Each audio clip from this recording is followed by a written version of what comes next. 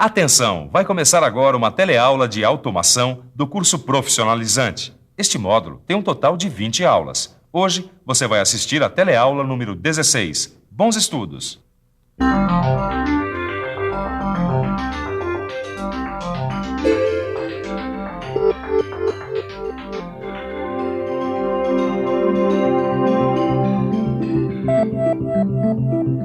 Você deve estar pensando que isso é uma mensagem secreta. Mas não é nada disso. Isso é só uma parte de um programa de uma máquina automatizada. Mas não precisa entrar em pânico. Para saber automação, você não precisa saber de cor todas essas letras e números. Quem precisa saber o que significam essas letras e números são os programadores e as máquinas CNC. Agora, o que você precisa saber é como essas máquinas funcionam. Ou melhor, como as máquinas CNC transformam esses códigos em comandos que fazem as máquinas se movimentarem executando uma peça. E é esse o assunto da nossa teleaula de hoje. Você vai ver como os tornos evoluíram e vai ver ainda como as máquinas CNC funcionam.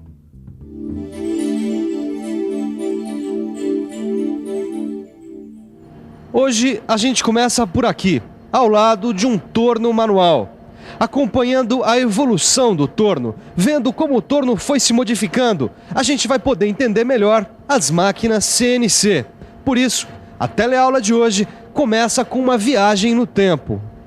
Desde o começo dos tempos, as pessoas inventam utensílios para facilitar a vida. É só você dar uma olhada em volta. Tudo que nós usamos no nosso dia a dia foi inventado para que as coisas ficassem mais fáceis. A caneta, por exemplo, já dependeu de um frasco de tinta para poder ser usada.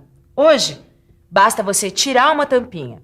E com o torno também não foi diferente. Como tudo que foi inventado pelo homem, a cada nova descoberta sobre os fenômenos da natureza, o torno foi ficando um pouco mais sofisticado e mais prático. Tá aí o nosso arquivo para provar isso. Os tornos, é claro, surgiram da necessidade de se moldar uma peça. Os primeiros eram totalmente rudimentares. Aí, com o tempo e as novas descobertas, foi criado o torno mecânico, mas ainda manual.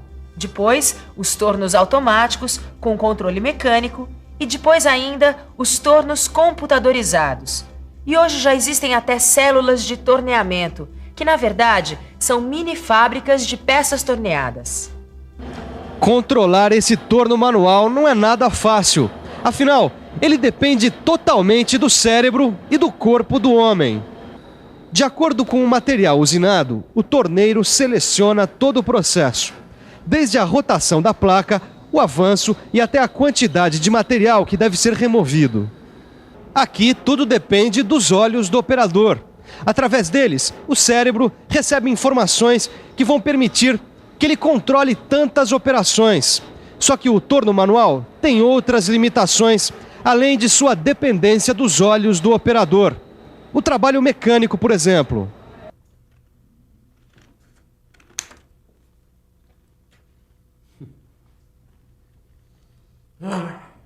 Só de ver o Torquato fazendo isso cansa, não é? E fazer cansa mais ainda. Pois é, foi o que as pessoas começaram a perceber. Que quando elas tinham que usinar várias peças iguais, o trabalho ficava monótono e cansativo. E além disso, elas começaram a perceber que o trabalho mecânico e repetitivo, além de desestimulante, ele pode ser perigoso, porque é super fácil a pessoa perder a concentração. Concluindo isso, as pessoas começaram a imaginar uma máquina que pudesse funcionar sozinha. Isso parece filme de ficção científica, né? Um mundo onde os homens não fazem nada. Mas não é isso. Na verdade, o que as pessoas começaram a pesquisar foram máquinas em que o operador apenas controlasse o trabalho, corrigindo imprevistos que pudessem surgir durante o processo. Pensando em tudo isso, o próximo passo do homem foi substituir o controle manual pelo controle mecânico. E o que hoje parece ultrapassado foi um tremendo avanço. Quer ver só? O controle, que até então era totalmente manual, passou a ser realizado através de um conjunto de peças mecânicas, em que todos os componentes tinham a função de transformar a rotação do motor elétrico nos movimentos realizados pela ferramenta. Ou seja, o controle da máquina não dependia mais tanto assim do homem. Só que observando o trabalho do torneiro, as pessoas perceberam que poderiam facilitar ainda mais. Deixa que eu explico. Por favor, passa a tesoura serrilhada. Dessa vez, o problema a ser resolvido é parecido com esse. A cada novo tipo de peça, o operador tinha que parar tudo para trocar de ferramentas, o que obviamente era trabalhoso e demorado. Apesar de automática, a máquina exigia paradas para adaptação a cada novo serviço. Essas máquinas começaram a ser chamadas de máquinas rígidas, porque elas não se adaptavam às mudanças de serviço. Então as pesquisas começaram a caminhar em busca de uma máquina flexível, capaz de se adaptar facilmente a uma mudança no tipo de peça que ia ser produzida. Só que essas pesquisas ficaram sem solução até a década de 50, quando foram inventados os computadores. O computador foi usado pela primeira vez numa máquina em 1952 para automatizar uma fresadora que produzia peças de aviões e helicópteros. E desde então, os computadores usados para controlar movimentos de máquinas ganharam um nome especial: comandos numéricos computadorizados ou controles numéricos computadorizados, mas ficaram mais conhecidos pela sigla CNC. Na época em que esses computadores foram inventados, eles ainda eram muito limitados. O comando numérico, por exemplo, muitas vezes era maior que a própria máquina.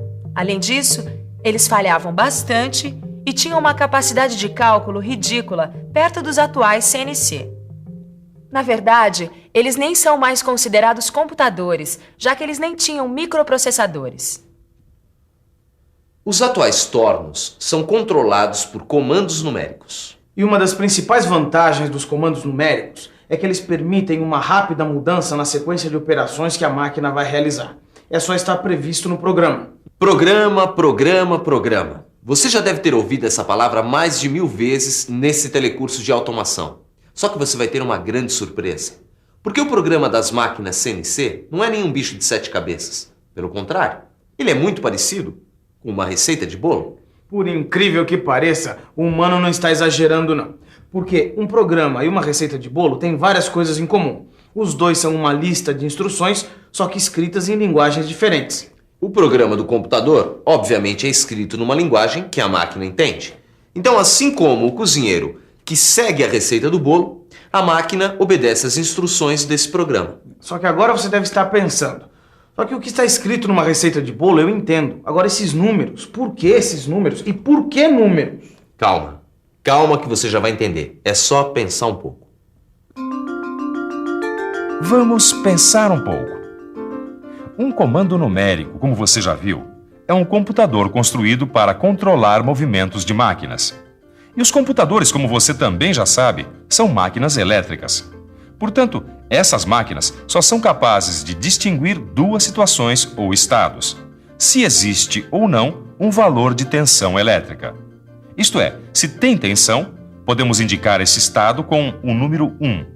E se não tem tensão, usamos o número 0. 0 e 1. Com apenas esses dois números, nós podemos controlar as máquinas através de diferentes combinações. Agora imagine como seria escrever um programa usando apenas zeros e uns. Uma sequência interminável desses números. Meio complicado, não é? Por isso mesmo, as máquinas CNC usam uma linguagem de programação que combina letras e números. Além de possibilitar um número mais variado de combinações, essa linguagem, na verdade, são códigos que misturam a linguagem da máquina com a linguagem do ser humano. Para quem não conhece a linguagem de programação da máquina, essas letras e números parecem mensagem secreta mesmo. Só que as máquinas conhecem muito bem. E digo mais, elas não só entendem, como obedecem a essas instruções. Calma, não precisa ficar curioso que a gente vai traduzir todos esses códigos para você. O200 é o nome do programa. T05 indica para a máquina usar a ferramenta 5. G97 S1200 significa que a rotação deve ser de 1200 RPM. M3 indica para a máquina ser ligada no sentido horário. M8 liga o fluido de corte. E G0 X20.Z2. Quer dizer que a ferramenta deve ser deslocada com o maior avanço disponível na máquina para o ponto de coordenadas X igual a 20 mm e Z igual a 2 mm. Agora você deve estar se perguntando, como é que a máquina fica sabendo dessas instruções? É claro que seria mais fácil conversar com a máquina, falando as instruções e ela obedecendo. E olha que o mano não tá viajando não, porque com a rapidez com que o mundo muda, esse dia até pode chegar.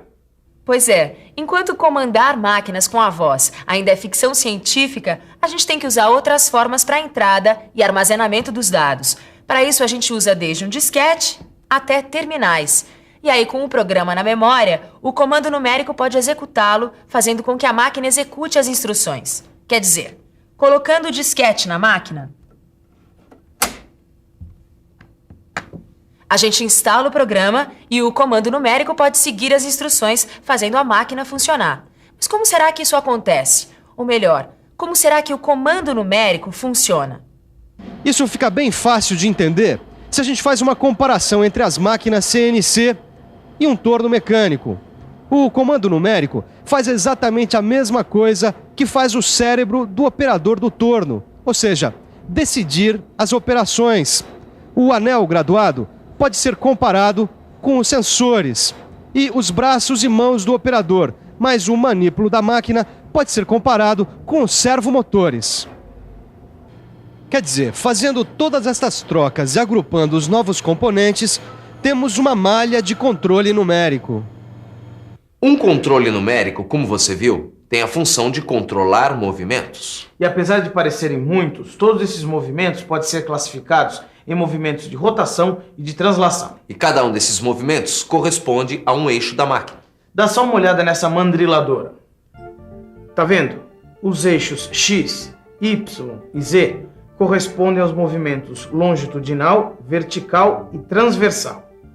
Só que, apesar dessa máquina fazer tantos movimentos, às vezes, por causa do tipo de hardware e de software que ela usa, ela só é capaz de fazer 2 movimentos ao mesmo tempo. E é por isso que, nesse caso, a gente diz que, embora a máquina possua 3 eixos, ela é, na realidade, uma máquina de 2 eixos. Todo esse raciocínio é para você entender o que a gente quer dizer quando fala em eixo. Que pode ser o número de movimentos que a máquina tem, ou, dependendo do caso, a quantidade de movimentos que ela pode realizar ao mesmo tempo.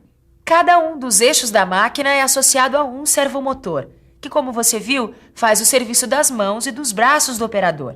Só que nas máquinas CNC, como você também já viu, a velocidade e a aceleração são controladas pelo comando numérico. Isso porque o servomotor é o elo de ligação entre a mecânica e a eletrônica, ou melhor, entre a máquina e o computador. Mas tem mais. Para aumentar ainda mais a independência do operador, a grande maioria das máquinas-ferramentas CNC é equipada com dispositivos chamados de ATC, que quer dizer Automatic Tool Changer, ou melhor, trocador automático de ferramentas. É um dispositivo capaz de retirar uma ferramenta e colocar na próxima posição da usinagem, tornando o processo mais independente ainda do operador. Pois é, toda essa evolução significou muita coisa. Além de simplificar processos e evitar o uso de muitas peças, a eletrônica ainda fez com que os equipamentos mecânicos fossem aprimorados. Afinal, as máquinas ficaram mais precisas e passaram a exigir cada vez mais componentes mais sofisticados.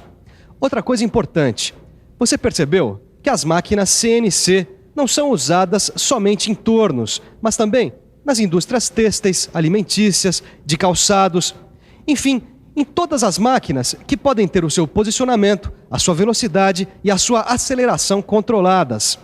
Por isso, fique ligado, porque as máquinas CNC estão presentes em tudo que é indústria. E se você não quiser ficar para trás, o jeito é acompanhar a nossa revisão. E atenção, se liga aí que é hora da revisão. Na teleaula de hoje, você viu que as células de torneamento são mini fábricas de peças torneadas. Viu que apesar da evolução da automação, ainda é necessário desenvolver programas para controle. Viu que no controle manual de um torno mecânico existe a interferência do operador. E viu ainda que os comandos numéricos computadorizados têm a função de controlar os movimentos das máquinas. Agora é com você. Bons estudos e até a próxima.